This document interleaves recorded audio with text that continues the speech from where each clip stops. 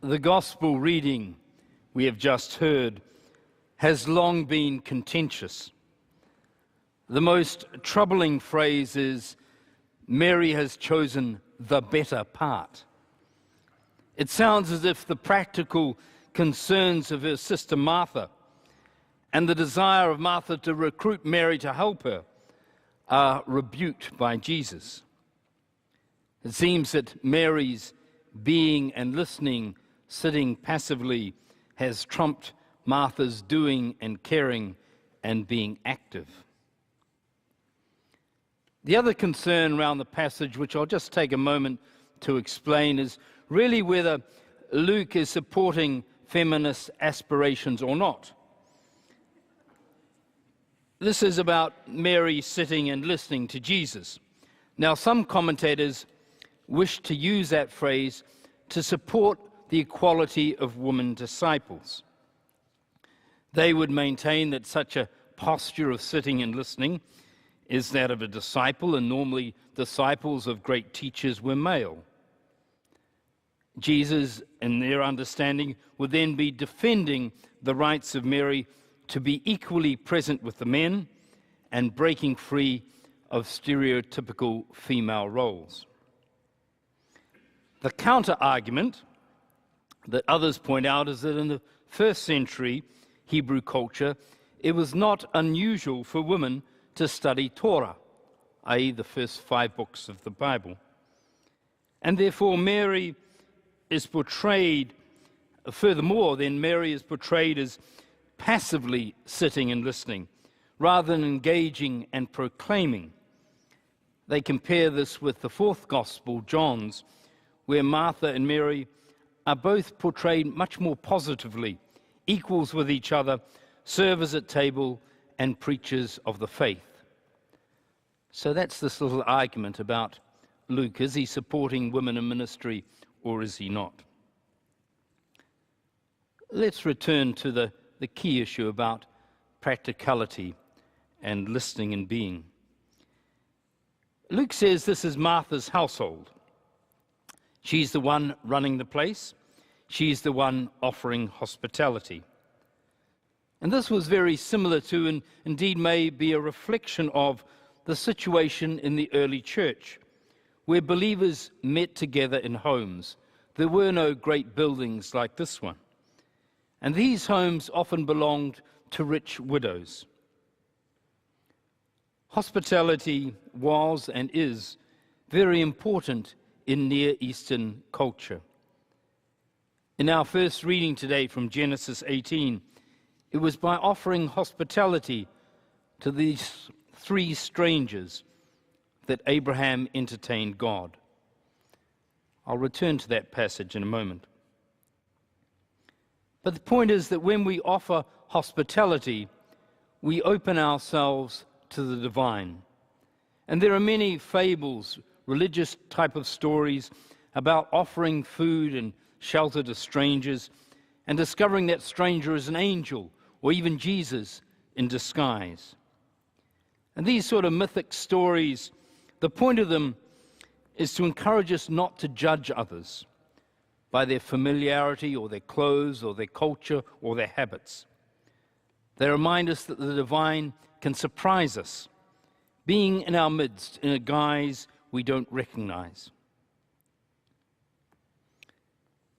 Coming back to Luke's story, I think the main point is that it's not the offering of hospitality that is the problem, but the manner in which Martha is doing it. She's fussing around. And Luke uses 3 different words which depict her behavior as being distracted and worrying and bothering. So the criticism of her doesn't seem to be aimed at the practical roles which belong to a good host, but a preoccupation with them that blocks out everything else. The story is trying to make a point about attitudes. It's when practical tasks assume dimensions which subvert our best intentions. Being too worried about the arrangements may subvert the purpose of the visit. Martha, in her concern to feed and make everyone comfortable, might end up never hearing and engaging with the message and person of Jesus. The Benedictine monk Hugo Face writes, "Today the great enemies of hospitality are busyness, fear, and professionalism. If I don't have time to talk to the person seeking help, hospitality is out of the question.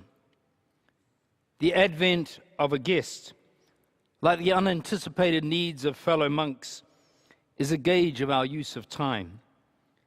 If we have no time for the guest, our day is too full." The story of Abraham at the Oaks of Mamre is all about hospitality.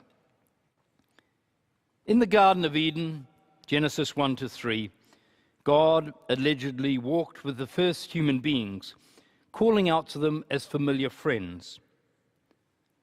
However, between Genesis 3 and Genesis 18, God only made very sporadic appearances.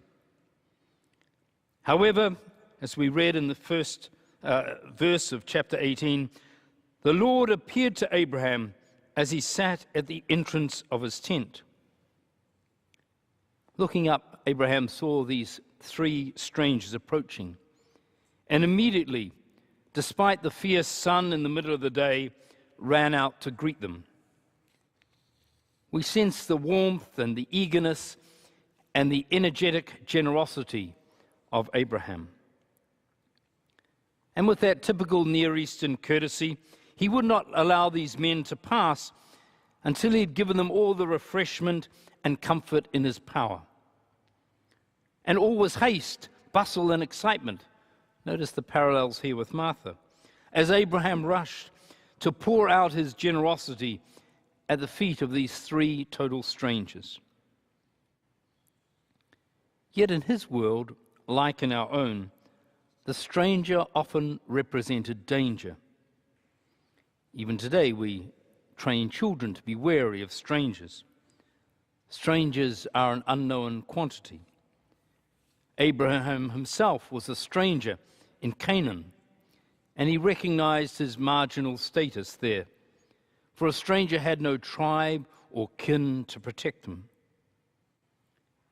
However, here at the Oaks of Mamre, Abraham's ready to bring these three men, three strange men, into his family home, and became, consequently, the first human being to enjoy an intimacy with the divine since the expulsion from Eden. This type of meeting with God, an epiphany if you like, was common in the pagan world. But later Israelites would deny that God could assume human form. So this legend at Mamre derives from a time when the religion of the Israelites differed little from their pagan neighbors. However, the story was included in the Bible because it underlined a truth that would be of crucial importance to the three great monotheistic faiths: Christianity, Judaism, and Islam, who would all insist that practical charity to others was the most important religious virtue of all. Christians, of course, would see with this apparition at Mamre an early manifestation of God as Trinity, and you can think of Rublev's icon of the three sitting around, with Abraham bowing low before these strangers, showing them the same reverence as he would to God, and receiving them into his home. As a result of this, says Karen Armstrong, God could sit and eat with Abraham as a friend. But not read out in our reading today, you'll probably hear it next week. The friendship, though, goes on. It isn't just sitting and eating, because it demands a certain parity. God no longer wanted unthinking obedience from the people God had chosen. He decided to take Abraham into his confidence about the imminent destruction of Sodom and Gomorrah. Unlike Noah, however, Abraham did not scuttle around obediently doing God's bidding. But Abraham spoke up. He had the courage to argue with this frightening and somewhat unpredictable deity. Abraham begged God not to destroy the innocent along with the guilty. Abraham shows this remarkable compassion and concern for justice, pleading for the lives of total strangers in the condemned cities. As we know, Abraham had many faults. He was not your ideal family man. But he was capable of this selfless love for his fellow human beings that all the great religions have said is the ultimate test of true spirituality. So to recap on Abraham, he extended hospitality to strangers, and in that encounter met God as friend.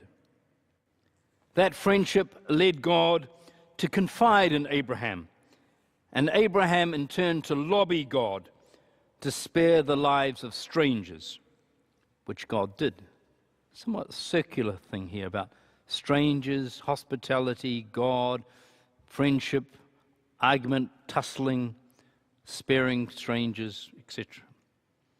And in all this, there is these great truths about hospitality and compassion, that this is a way into the divine. This is a way to know God, when we extend hospitality, when we're compassionate to our fellow human beings.